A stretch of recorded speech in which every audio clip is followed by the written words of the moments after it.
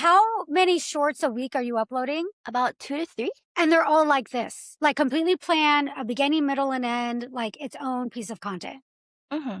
And then how many long form videos? So once every 2 weeks. Ah, okay. So your long form is once every 2 weeks, and Mm-hmm. you're doing, you said 3 shorts a week. Mm-hmm. Okay. And so how long does it take you to do one of these shorts? I would say planning takes a few hours, but again, like whenever I say planning, it doesn't take the time to sit and ideate. I would say Mhm, scripting takes like 2 hours, and then I have mhm. to plan when I actually go out because I have to get ready and I have to plan how I want to film it because I love all the different angles. I love making it entertaining but also helpful. And then I'll usually spend a day or two filming one short form video because if it's not good, I will refilm it. Yeah, Unfortunately. you will. Okay. Has most of your channel grown because of your short form content? Or is it a combination with shorts and long form? So, long form content is the reason why my engagement is really good, really Mm, high. This is okay. something that brands have told me. Mm, So, short form is the reason why I have so many new eyes on my channel after so many years. So, mhm. short form I use to reach new audiences, and long form is what keeps them here. I can see from the metrics like short form and long form. Short form gets more views, but long form is where the subscribers, like the viewers, actually subscribe. Are you seeing that a lot of the people that find you through shorts eventually watch the long form videos? Yes, because for every long form video that I create about 2 to 3 independent short form content sort of related to it. And then I use that to promote the long form video. So, for example, the shorts that you have on screen right now, Mhm. I filmed it as a promotion or as a snippet of my actual long form video, which you can see linked in the caption. And if you Yes. see the pinned comment, I tell them to go watch the long one if they enjoyed this short snippet. And so you can actually see inside of your analytics from that long form video how many views are coming from this particular short. Yeah, it's to the point where I don't even need to see it in my analytics because I see it in the comment section where people are like, "Oh my god, like luckily you reminded me," or "Oh my god, I saw your shorts, like I loved it. I wanted to see the whole thing," and I just think it's a really good strategy. Like for example, I think if you scroll up, you can see me make a video on like how to make chai or something like that. So it's sort of related because I made a trying an Indian study routine video and I wanted something related to it. So I'm like, what is something that they love? So I asked them, it's really community based. I asked them, I was like, what's your favorite food and drink? I created a whole Google form for this and they gave me all their family recipes and I used a day to try them out. Wow. And this shorts alone, like not even counting TikTok and Instagram, has 300,000 views. And you can just imagine like how many of them are funneled to the long form video. Well, how many are? Do you know? I don't know the specific number, but I mean the fact that it's so closely related and all the comments are positive.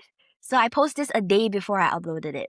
Okay. So this is really interesting. So you're planning out your long form video, but with every long form video, you're creating what you said, 2 shorts. Okay. But you're not taking snippets of that long form video. You're creating completely separate shorts. Yes. Yes. And okay, and like you said, I think you said a lot of YouTube advice are like, just take the snippets. But I think what you're doing is exactly, if you want to use shorts, that's exactly how you have to use shorts. Because I think most content, it's very difficult, I think, to create a really engaging short like that gets, tens of thousands, if not hundred thousands of views from just a snippet. Uh-huh. And to really grow and to really see that volume of people from a short to a long form, I do believe you need to have a lot of views. Uh-huh. And in order to get a lot of views, you have to make really, really good shorts. And that is, Yeah, for a lot of people, is very difficult to do. it is tiring. Yeah. It But is. you've taken on that challenge. Yeah, I love a challenge. Yeah. So, okay. This is so, this is so great because you're like the first person I've actually interviewed that's doing this strategy and it's working really well for Really? you. Yeah. So here's what I see happen. When it comes to shorts, a lot of people are basically taking shorts that they're already creating on TikTok or Instagram and just throwing them onto YouTube, right? Or they're taking snippets of their long form videos and then throwing them as shorts, right? But this is an interesting strategy. So why don't you share with me kind of the planning of this from beginning to end? So I'm assuming then when you're planning, do you start with thinking about the long form piece of content first? And then you're like, okay, here are 2 shorts that'll go along with it? Or how do you come up with the plan for this? So it always starts with the ideas that I have for the long form content, Okay. right? But the long form content, but that's not too hard because I always listen to my audience. Again, the beauty about starting social media or my YouTube channel when I had no interest in making it a career is that I had no pressure. I could Hmm. make whatever content I wanted because I wasn't bound by, any rules. And so if you looked at my most popular videos and the videos I posted from many years ago, they were really weird. Like, it doesn't look weird now because so many people have recreated it, but no one was making videos like this, like how to study after school, how to study if you're addicted to K-pop, how to, like, all these wacky titles. At the time, no one was making it, but I didn't care because my audience wanted to see it and I wanted to make it and I had no pressure. And so Yeah. it always starts with these ideas that, I take and ask from my audience. I make it, and then I'm thinking to myself always, like, all right, so how do I make short form content that I would want to watch that is not low effort? Because I believe that people can tell when it's low effort. When I watch a channel, their short form content, and I see that everything has been repurposed, like I can tell, like one or two might go viral, but I don't think that the long term gain is there.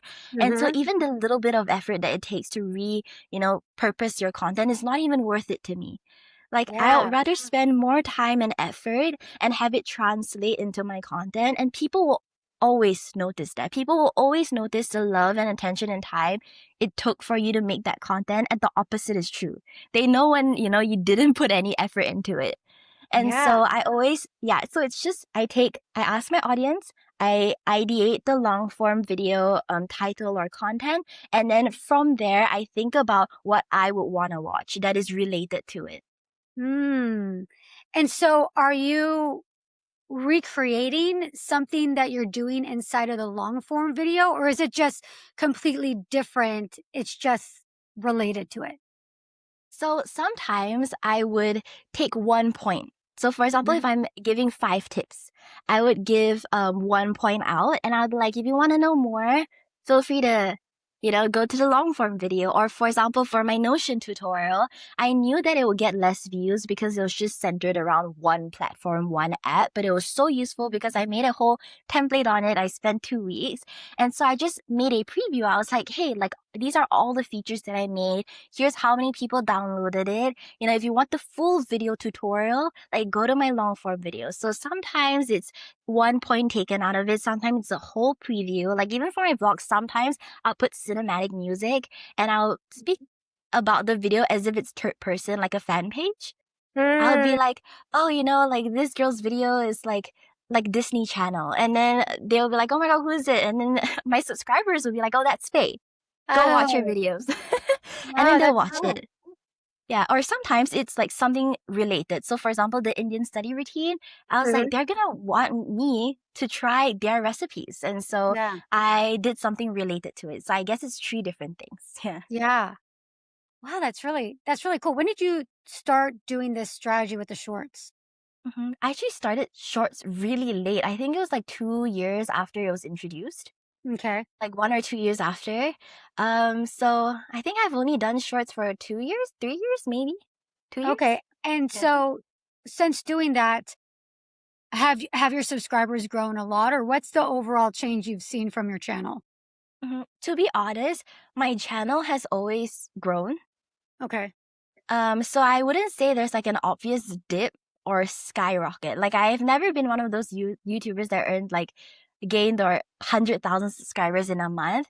It's Mhm. always been like 10K to 30 or 40K. So I wouldn't say I've noticed a dip or a rise, but I would 100% say that it's the reason why my channel is still relevant Uh, and why my channel has not fallen off, because I can see my analytics, my views, like it has maintained over all these years because it keeps tipping and like the balance, like short form and mhm. long form, like this.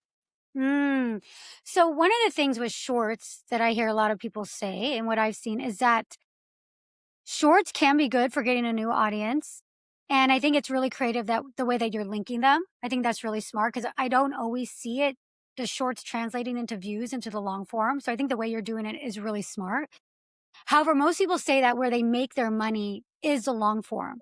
So how are you monetizing your shorts? So with my shorts, a lot of brands, they would do a package.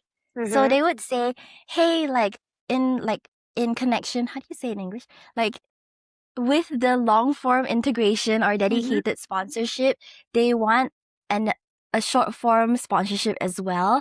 But I Mm. actually told my manager, I said that I don't want too many short form like videos to be sponsored. It Sponsored? was a Okay. strategic decision because almost every single or actually every single long form video of mine is sponsored, unless I specifically make it unsponsored. Because my audience is super supportive and they understand that the money I'm earning is being pumped back into my education. So they're more Yeah. than happy. But because of that, I want to also show my gratitude and make content for them that is That's not. completely 100% genuine. And so with my short form content, maybe one or two would be sponsored every 2 months, but I cap it at Mm. that. That's interesting. So it's almost as if, so you said every single long form video is sponsored and you do one every other week. Um, and some of the shorts are sponsored, but the vast majority are not. Okay. That's interesting. So it makes sense that every one of your long form videos would be sponsored because of that amount of effort and time. And in your mind, you're probably thinking this brand is not just sponsoring the long form, it's also kind of sponsoring the 2 or 3 Yeah. shorts that go along with it, right? Yes. Yeah. Yeah, that's really cool because then that brand will benefit from those shorts because those shorts are Hmm. gonna bring people over to that long form. Yeah, and they're aware. They know Good. this. And so I think they're also more receptive. And I always tell them, I feel like, you know, a sponsorship is always going to convert more when it feels genuine.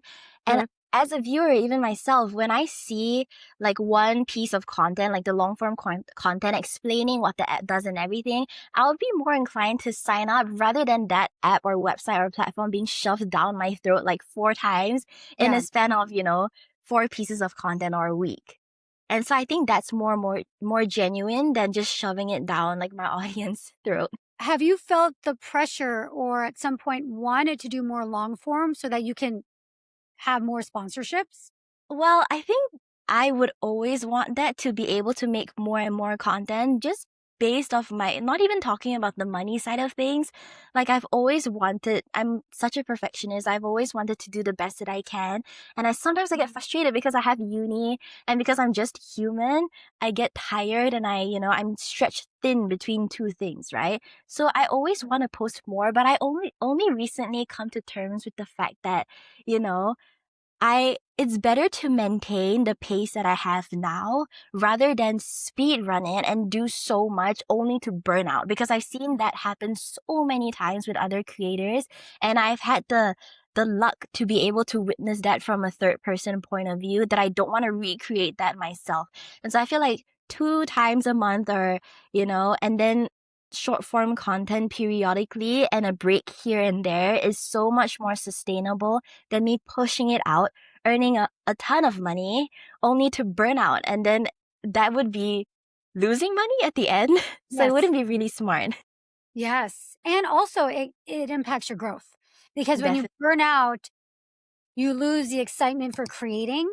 Hmm. And for you to create, and for anybody really, but for the types of videos you create and the amount of effort and the planning that's involved, you have to be really excited about it, Hmm. Yeah, you I know? am. Yeah.